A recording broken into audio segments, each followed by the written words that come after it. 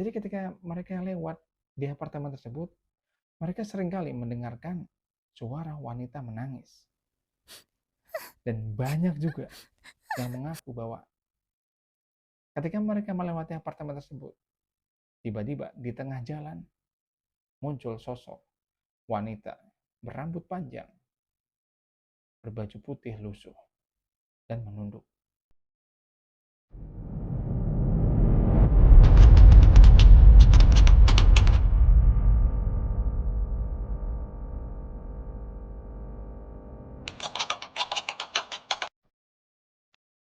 Assalamualaikum warahmatullahi wabarakatuh. Baik lagi sama gue Ferry Irawan. Yang pada kesempatan kali ini, lagi gue akan membawakan sebuah cerita yang seru banget tentunya. Cerita yang akan gue bawakan kali ini adalah berkaitan dengan salah satu film yang saat ini juga sedang tayang. Ya, apalagi kalau bukan Panggonan Wingit. Dan cerita ini udah gue pastikan 100% real, no settingan. Cuman sebelum gue mulai ceritanya, kalian bisa tekan tombol like, comment, dan subscribe biar gue semakin semangat bikin kontennya. Udah like-nya? Udah subscribe? Siapkan sembilan, cari posisi rebahan ternyaman, dan berikut ceritanya.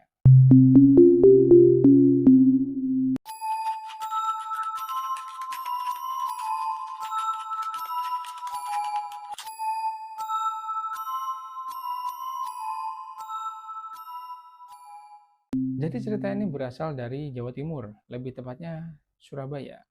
Dan lebih tepatnya lagi Surabaya Selatan. Jadi cerita ini berlatar pada sebuah apartemen yang sebelum gue mulai ceritanya, gue akan menjelaskan silsilah dari apartemen tersebut. Jadi apartemen tersebut tergolong apartemen yang besar banget, yang megah. Apartemen tersebut mulai dibangun sejak tahun 1996. Cuman pembangunan dari apartemen tersebut sempat mangkrak, yaitu tepatnya pada 98 karena krisis moneter. Setelah ekonomi mulai membaik, tepatnya sekitar tahun 2000 atau 2001, apartemen tersebut benar-benar kelar. Dan apartemen tersebut menjadi salah satu apartemen paling megah di zaman itu. Singkat cerita, apartemen udah mulai dibuka, dan banyak ya orang-orang yang dalam hal ini kategorinya orang kaya ya, atau menengah ke atas yang mulai tinggal di apartemen tersebut. Dan for your information, lahan yang dibangun apartemen tersebut sebelum dibangun merupakan area persawahan dan perkebunan yang menurut warga sekitar daerah tersebut itu cukup angker atau dalam bahasa Jawanya wingit. Pada awalnya normal-normal aja, nggak ada sedikit pun hal-hal aneh yang terjadi di apartemen tersebut. Hingga pada suatu hari, jadi di apartemen tersebut itu kan ada security. Nah, pada suatu hari, ketika security itu jaga, tiba-tiba security tersebut mendengar suara kayak gini. La ilaha illallah, la ilaha illallah, la ilaha illallah. Dan suara tersebut terdengar jam 12 malam. Karena security mendengar hal yang nggak wajar, akhirnya dia langsung keluar pagar, keluar apartemen tersebut. Dan dia ngelihat, benar, ada segerombolan orang yang membawa keranda jenazah.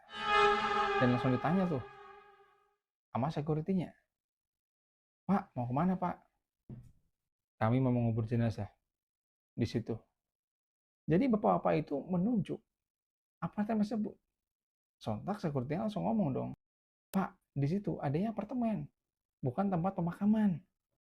Udahlah Pak, udah jam segini juga. Aneh-aneh aja jam segini mau ngubur orang. Udah Pak, jangan sini Pak. Nah, diusirlah tuh sama security tersebut kan.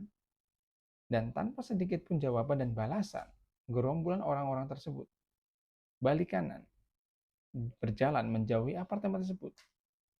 Dan dalam 3 meter, tiba-tiba mereka sudah hilang. Ketika satpam melihat hal tersebut, satpam tersebut udah panik dan dia langsung kabur. Karena ya dia tahu itu bukan manusia. Dan juga ya. Dan kejadian horor nggak berhenti sampai di situ. Penghuni-penghuni apartemen sering banget menghadapi kejadian horor. Jadi pada hari-hari tertentu, para penghuni apartemen itu mengaku melihat sosok hitam besar keluar dari sebuah pohon besar di belakang hotel. Dan yang melihat sosok tersebut tidak hanya satu, Bahkan hampir semua penghuni dari apartemen tersebut bersaksi melihat sosok tersebut. Dan bersamaan dengan itu, kejayaan dari apartemen tersebut sirna. Satu persatu dari penghuni apartemen tersebut meninggalkan.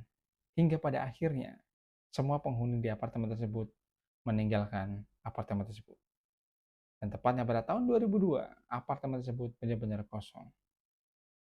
Karena apartemennya udah kosong, pasti pihak pengelola nggak akan tinggal diam kan. Hingga pada akhirnya pihak pengelola memutar otak. Gimana caranya apartemen tersebut bisa dialihfungsikan dan bisa beroperasional kembali. Akhirnya, dibukalah wahana kolam renang di apartemen tersebut. Dan tepat sekali, nggak lama setelah dibuka, antusias warga sangat banyak sekali. Dan kolam renang tersebut sempat ramai banget. Pokoknya ramai lah gitu kan. Kayak seakan kejayaan dari apartemen tersebut kembali nih. Tapi dalam bentuk wahana permainan. Nah, singkat cerita waktu berjalan, kolam renang tersebut semakin ramai hingga pada suatu ketika ada seorang anak kecil yang kita sebut aja namanya si Budi. Jadi, si Budi bersaksi ketika dia nyemplung di kolam renang. Nih, ketika begitu masuk dalam air, dia ngedengerin ada semacam suara gemuruh dari dasar kolam. Dan gak lama dari setelah itu, tiba-tiba ada sosok yang menarik kakinya. Hingga si Budi hampir tenggelam. Cuman pada saat itu si Budi masih bisa menyelamatkan diri dan memberontak. Dan akhirnya si Budi selamat. Gak lama dari kejadian si Budi, ada lagi kejadian. Dan yang kejadian kali ini merupakan kejadian berdarah. Karena ada pengunjung yang tenggelam di kolam tersebut. Karena banyaknya kejadian mistis yang ada di kolam tersebut, pada akhirnya kolam tersebut harus tutup lagi. Karena selain dari Budi dan satu orang yang jadi korban, banyak juga wisatawan yang hadir di kolam tersebut merasakan banyak kejanggalan dan banyak teror-teror yang gak wajar. Dan banyak kejadian-kejadian yang gak wajar di kolam tersebut. Hingga pada akhirnya kolam tersebut lagi-lagi tutup. Dan apartemen, bangunannya, serta kolam renangnya pada saat itu benar-benar ditutup. Kalian pikir ceritanya akan selesai sampai di situ? Enggak dong. Jadi ceritanya kan apartemennya udah nggak dipakai tuh. Jadi ya udah nggak terawat dan setiap malam itu gelap. Warga sekitar bersaksi. Setiap malam mereka sering mendengarkan. Jadi ketika mereka lewat di apartemen tersebut, mereka seringkali mendengarkan suara wanita menangis. Dan banyak juga yang mengaku bahwa ketika mereka melewati apartemen tersebut, tiba-tiba di tengah jalan muncul sosok wanita berambut panjang, berbaju putih lusuh, dan menunduk. Dan dikabarkan banyak juga terjadi kecelakaan di depan atau di daerah apartemen tersebut yang hampir semua korbannya mengaku melihat sosok tersebut yang bisa kita bilang Mbak Kun. Nih, jadi biar kalian ada gambaran, bangunan apartemen tersebut berada di dekat salah satu exit tol yang ada di daerah tersebut. Dan para pengemudi yang melewati tol, jadi misalnya tol nih, terus ini apartemennya gitu kan. Ketika dia ngelewatin kayak gini, banyak yang mengaku tiba-tiba ngelihat ada segerombolan anak kecil yang menyeberang lewat di tengah-tengah jalan tol tersebut. Dan itu terjadinya tengah malam. Kalian pikir aja pakai logika. Mana ada anak kecil jam segitu berkeluyuran? Mana di jalan tol lagi? Gak mungkin kan? Dan kejadian tersebut dialami tidak hanya satu orang. Sudah banyak orang yang bersaksi, mengalami, dan menemui hal tersebut. Dan hingga saat ini, bangunan tersebut masih kokoh berdiri. Dan ya, kalau kita lihat, bangunan tersebut masih kokoh banget. Misal pun mau dipakai lagi, gue yakin bangunan tersebut masih proper. Cuman permasalahannya, di situ banyak penunggunya. Dan kejadian-kejadian horor dan angker yang terjadi di apartemen dan di daerah sekitar apartemen tersebut masih terjadi hingga sekarang.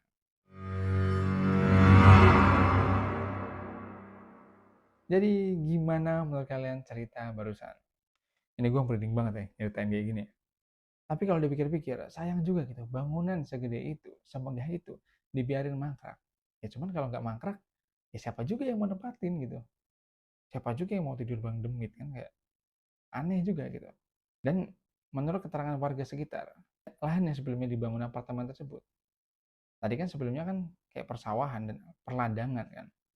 Nah, di situ, di zaman dulunya, menurut keterangan warga sekitar, daerah tersebut menjadi tempat pembuangan mayat. Oh, ini boy. Nah, gitu aja. Sekian cerita dari gue. Jangan lupa like, komen, dan subscribe. Biar gue semakin semangat bikin kontennya. Buat kalian kemarin yang komplain ya, kalau suaranya nggak enak, ini gue udah pakai mikrofon ya.